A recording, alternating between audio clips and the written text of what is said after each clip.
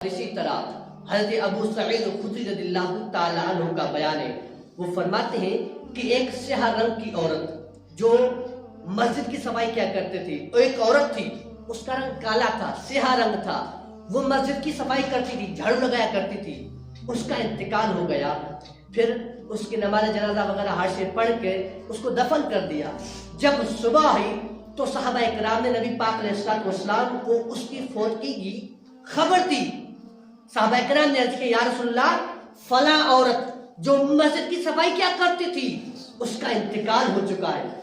میرے آقا نے فرمایا، تم نے مجھے پہلے کیوں نہیں بتایا؟ تم مجھے ابھی کیوں بتا رہے ہو؟ تم نے مجھے اس کے بارے میں پہلے کیوں نہیں بتایا؟ پھر نبی پاک علیہ السلام خود اور آپ کے ساتھ کچھ صحابہ کرام گئے، اس کی قبر کے اوپر کھڑے ہو کے تحریمہ کہی میرے آقا علیہ السلام نے، کیونکہ وہ مسجد کی صفائی کیا کرتی تھی۔ یعنی مسجد کا جو امام ہوگا امام، اس کی شان الگ ہے، جو اذان دے رہا ہوگا مؤذن، اس کی شان الگ ہے، اور جو بندہ مسجد کی صفائی کرتا ہے اس کی شان الگ ہے۔ یہ نہیں کہو کہ جو مسجد کی صفائی کرتا ہے اس کی کوئی اہمیت نہیں، یہ نہیں، یہ لفظ کہنا جائز نہیں۔ یہ